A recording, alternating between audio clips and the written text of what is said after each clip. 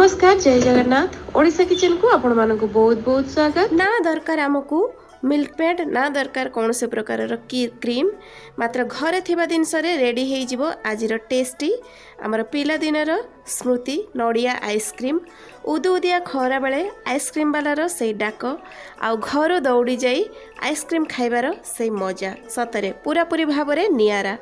तो आसतु आजिर एई tasty नड़िया ice cream को मुझे किभली प्रोसेस रे बनाऊँगी देखि नबा। तो नड़िया आइसक्रीम बनैवाई मुझे नहीं गोटे बड़ साइज नड़िया नड़िया को भांगी सारिकी ता देहरे जो पानी गुड़िक अच्छी से पानी को आम ये यूज करवा तेणु ता पानी को बिल्कुल भी फिंगिबेनी। एबे आम या करदे साइड आउ नहीं आसवा नड़िया नड़िया को आम कौन करवा ना यार जो ऊपर सेलटा अच्छी ये जो टाण सेलटा अच्छी से सेलटा को आम बाहर करवा। तो तापाई गोटे मुझे ट्रिक आपण मानक कहबी गैस फ्लेम को ऑन कर देगी आम नड़िया को एमती 2 मिनिट गैस पर एमती बसई नेबा 2 मिनिट पर जब कौन हम ना या आम उठे नबा 2 मिनिट हो जाऊ 2 मिनिट पर देखिपे नड़ियाटा भल भाव में तार सेलटा पोड़ जाइए। एबे आम कौन करवा ना ताकू आउ 2 मिनिट एमती पानी भितर डिप कर नबा देखिए इजिली बाहर जीव तार सेलटा नड़ियार सेलटा देखिए इजिली बाहरी जाइए आउ एबे खाली नड़ियाटा अच्छी एबे आम यार जो ब्राउन पार्टटा अच्छी ताकू बाहर करनबा। आपण जेतेबेले भी नड़ियार सेल को बाहर करने चाहूथे ना यही प्रोसेस रे करिवे देखिबो निश्चित बहुत इजिली तार सेलटा बाहरी जीवो। एबे नड़ियार से ब्राउन कलर जो सेलटा पतला सेलटा अच्छी ताकू आम एबे बाहर करनबा। नड़िया दरे जो ब्राउन कलर चोपा गुड़िक थिला सेलटा पतला सेलटा ताकू मु बाहर कर नेची। एबे कौन करबा ना नड़िया को गोटे छुरी साहाय्य पूरा पतला पतला करके काटि नेबे। आउ ता छड़ा मु एठी गोटे कथा कहि रखिबी आपण जेते संभव चेष्टा करिवे कलिया नड़िया नबा पई कहिना कलिया नड़िया जदि नउचंती आइसक्रीमटा आपणकर भल बनिवो। आपण चाहिले नड़िया को कुरी की मध्य नै परिबे किंतु नड़िया कुरी की नेला फल कौन हम ना ता देहरे टिके टिके ब्राउन कलर मिसीज किंतु एई प्रोसेस रे आमे जदि नड़िया को नौचे एमती सेल पूरा छड़ेकी ताहले नड़ियाटा टिके परिष्कार देखा धला देखा नहले आपण नड़िया को कुरी की मध्य नहीं पारिबे जदि घरे बनैकी खाउचंती। ता छड़ा आपण मानक मन रे प्रश्न उठुथबो जे नड़ियार सेलटा को बाहर करिया पई आमे जो नड़िया को पोड़ी देले नड़ियाटा टिके पोड़ा पोड़ा स्मेल करथबो।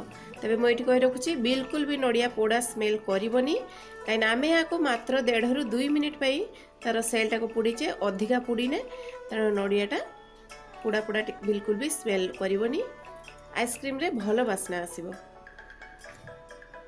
नड़िया सब को देखि पारथुए मु पतला पतला करके काटी नेची एपटे मु नहीं जाइए गोटे ग्राइंडर जार आउ जार देहरे मु जो नड़िया सब को काटी से सब को ऐड करदेवी आ नड़िया को मु ग्राइंड करदेवी। नड़िया को जो ग्राइंड करेंगे बिल्कुल भी पानी देवेनी सुखिला सुखिला ग्राइंड करनबा। देख पारे नड़िया को बिल्कुल भी पानी देनी जमती नड़िया कूरा जाए सेमती ही मु ग्राइंड करनी पूरा सुखिला सुखिला। एबे कौन करवा ना यही नड़िया पूरा देहरु मु 2 ରୁ 3 ଚାମଚ मापर नड़िया पूरा बाहर करके रखीदेवी एटा को आमे पछरे यूज करवा। एबे आमे से नड़िया पूरा देहरे भल बास्ना पाई देबा 2 ରୁ 3टा ओळैच मोटी चुपा सहित देछि आपण चाहिले चुपा छड़ी के खाली मंजी मध्य नहीं पारिबे। आ मु नै एठी किछि अमूल गुंडटा पूरा पूरी ऑप्शनल अछि माने क्षीर गुंड जोटा मु अमूल ब्रांड रो नैछि एटा पूरा पूरी ऑप्शनल अछि आपण चाहिले नहीं पारिबे नले स्किप मध्य करि पारिबे।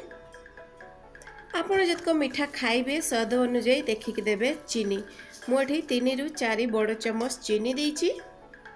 आउ आमे जो नड़िया पानी को नहीं से नड़िया पानी को आमे फिंगिबानी एथिरे ही यूज करदबा। ए सब को मिसई देकी आमे हल्का किछि समय किछि सेकेंड पर्यंत या को ग्राइंड करनबा जेमती ए सब भल भाव रे टिके मिसी जिवो। आउ एठी मु नैछि क्षीरटा एठी पूरा फुल फैट वाला क्षीर देबे जेमती हमर पैकेट क्षीर मु एठी नैछि। तो क्षीर मुझे यही कप रे 1 कप बा 240 ml क्षीर नहीं क्षीर को मु भल भाव में फुटेकी ताको ठंडा करके नहीं एबे याकू में ए नड़िया कुरा देहरे मिसेकी आउ टिके भल भाव में चिकन करके ग्राइंड करनबा। एबे आमे कोन करबा ना से सब को गोटे बाउल को बाहर कर दबा। देखि परथबे तार कंसिस्टेंसीटा पूरा फ्लोइंग कंसिस्टेंसी रहिबो बिल्कुल भी अधिका टिके गाढ़ करिवेनी कहीं अधिका जदि याठारु गाढ़ हो जाउची तबे आपनकर आइसटा जमीबारे टिके असुविधा हो पारे। एबे आमे जो नड़िया कुरा को हम सेमती सुखिला रखिथिले ताको ऐड कर देबा आ सब को भल भाव टिके मिसई नबा।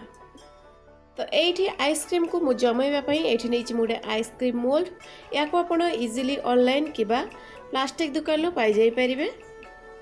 अल्प अल्प करके सब मोल्ड को आमे भर्ती करनबा आ भर्ती कला बेले ध्यान देबे पूरा फुल करके बिल्कुल भी भर्ती करिवेनी। अधा ऊपर आड़ू टिके खाली रखिबे जहाँ फल कौन हम ना आमको स्टिकटा लगेबारे इजी हम। आपण ये आइसक्रीम मोल्ड बदल में जदि आपण काच ग्लास किंबा प्लास्टिक ग्लास थाए ताकू मध्य आपण यूज करि परिबे। देखि पारथुबे प्लास्टिक गिना मध्य मो पाखरे थिला एमती प्लास्टिक रो ग्लास तो ताकू मध्य मु एठी आइसक्रीम करिया पई रेडी कर देली। तो एपटे मु आइसक्रीम को कवर करिया पई नेइची गुटे फॉइल पेपर को आपण एमती चारि कड़र मोड़ी देबे। जदि आपण मानकर पाखरे फॉइल पेपर नाही ताहले आपण पॉलीथिन मध्य यूज करि पारिबे। फॉइल पेपर को पूरा टाइट करके बंद करेंगे। फॉइल पेपर को कवर कर सारा पूरा सेंटर रे मझिरे मझिरे एमती छोट छोट टिके एमती कट लगे देबे जहाँ फल कौन हम ना आम तादेह आइसक्रीम स्टिकटा को लगेबे आ कट कला बेले ध्यान दे पूरा सेंटर रे ही कट लगेबे। कट लगे सारिकी एबे कौन करेंगे ना आइसक्रीम स्टिक को आम आस्ते करके तादेह एमती लगे देबा।